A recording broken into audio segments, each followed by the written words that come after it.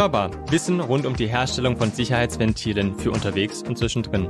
Mein Name ist Jean-Samuel Lin von Götze KG.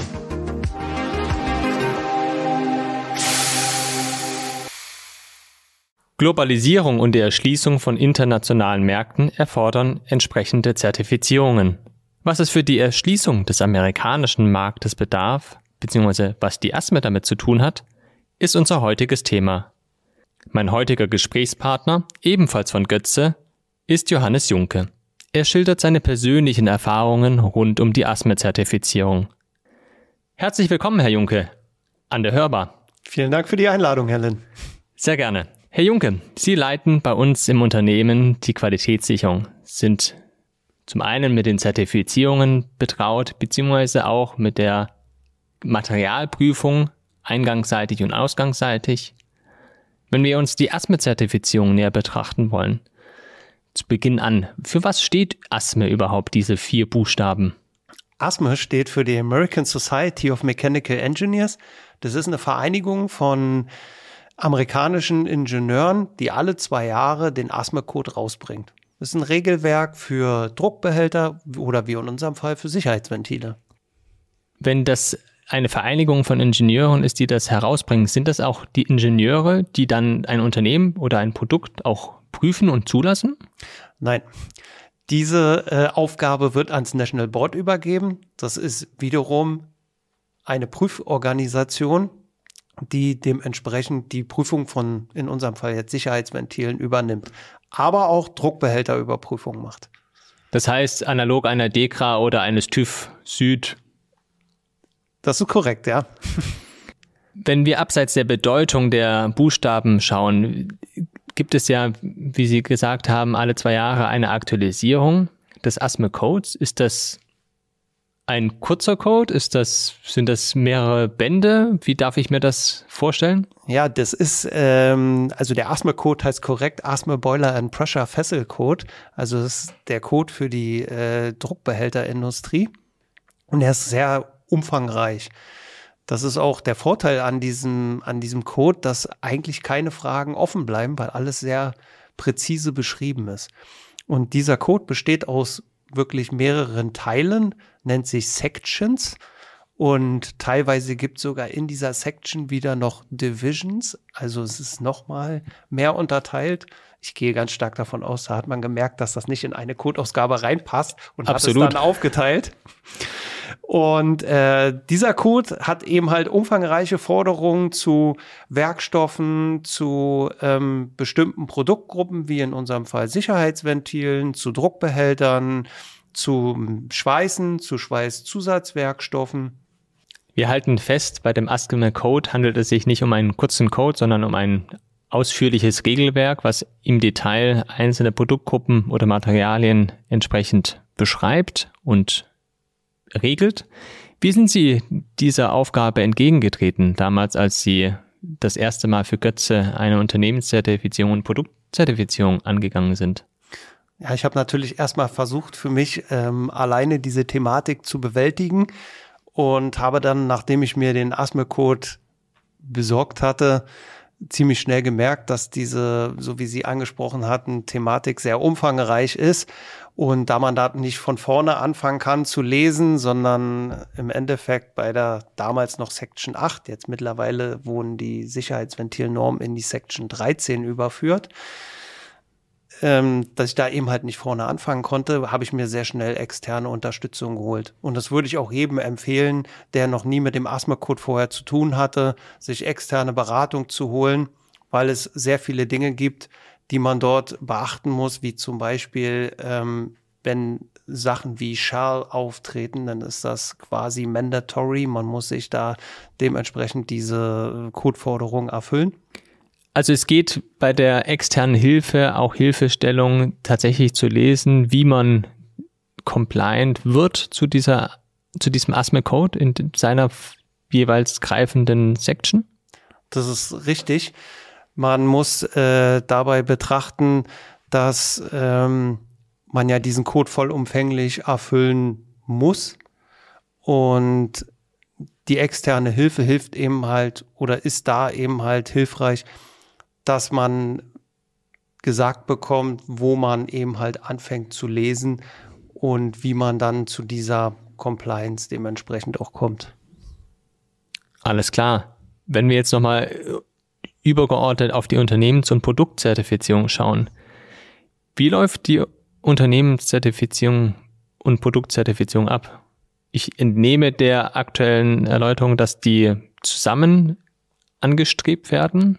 Ja, es geht weder nur mit einer Unternehmenszertifizierung noch nur mit einer Produktzertifizierung, weil wenn die Prozesse im Unternehmen zertifiziert sind, muss ich ja zeitgleich auch unter Beweis stellen, dass ich mit diesen zertifizierten Prozessen die Produkte produzieren kann, herstellen kann nach dem ASME-Code.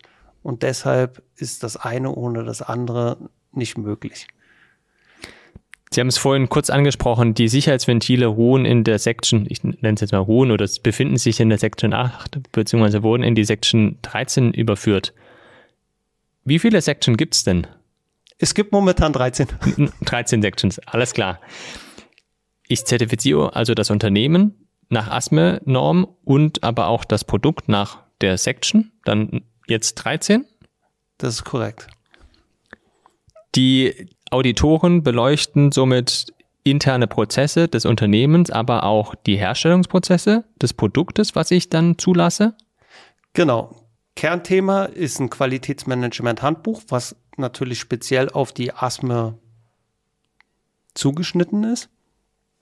Und nach diesem Qualitätsmanagement-Handbuch muss ich meine Produkte dementsprechend fertigen.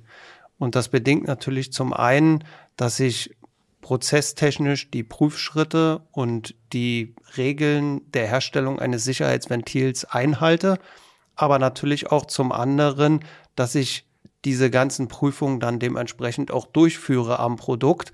Und das wird dann bei dem Besuch des National Boards im Unternehmen abauditiert.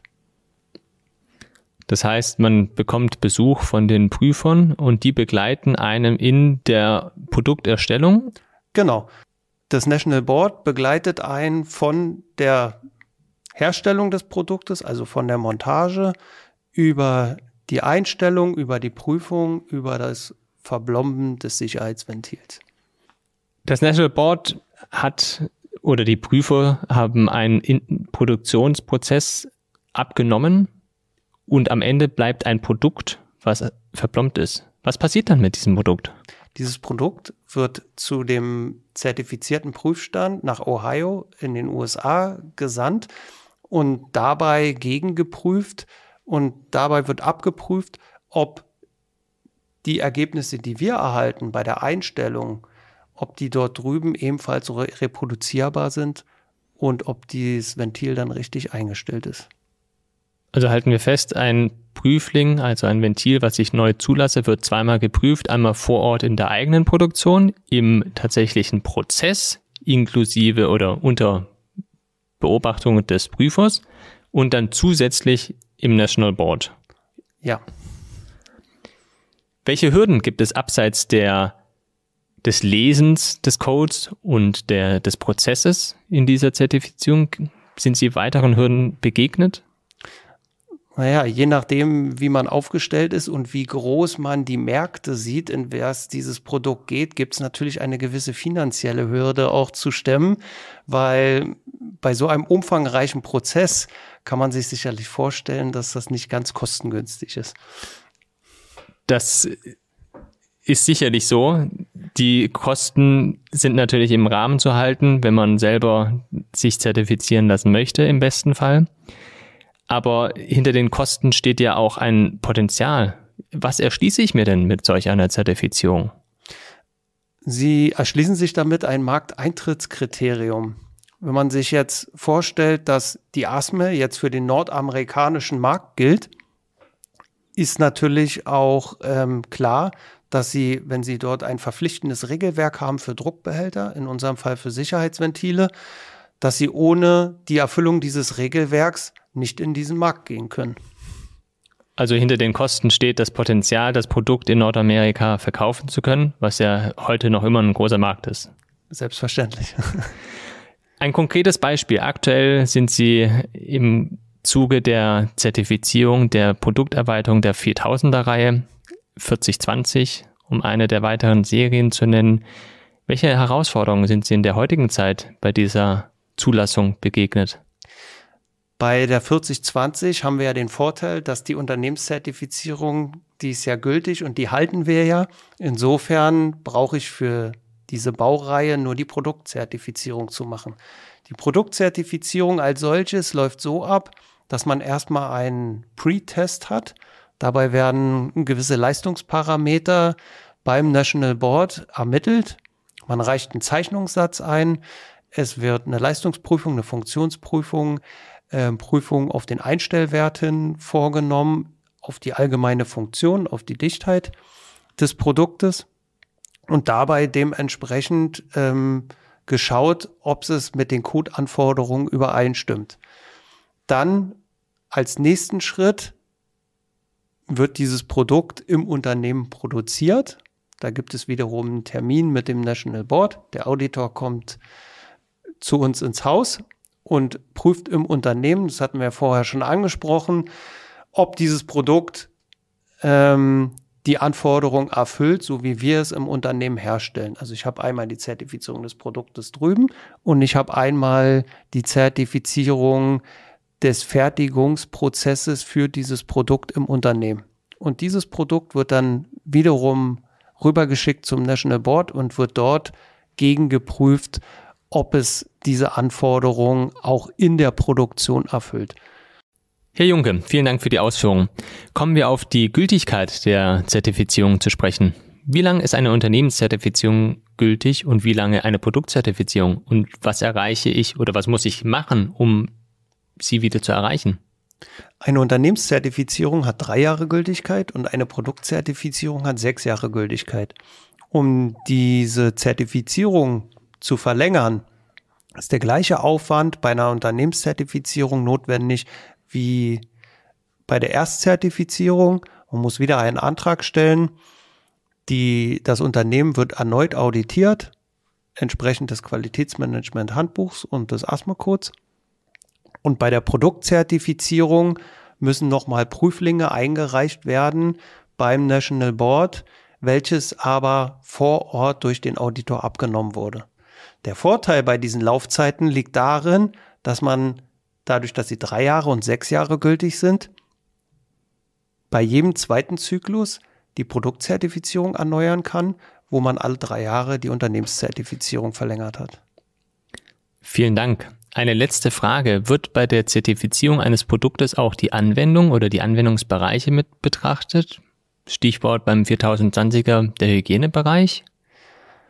Nein, es werden hauptsächlich die Druckgefahren begutachtet, natürlich anhand der Zeichnungen, die eingereicht wurden, oder durch die Prüfung, wenn man eine Druckprüfung vor Ort macht, wenn man die Funktionsprüfung vor Ort macht und die Einstellungsprüfung, aber spezielle Hygieneanforderungen werden dabei nicht abgeprüft. Vielen Dank, dann ist das ja wie in Europa mit der Druckgeräterichtlinie. Richtig. Herr Junke, herzlichen Dank für Ihre Ausführungen heute zur ASME-Zertifizierung. Wir haben einiges gelernt über die Aufwände, die damit verbunden sind.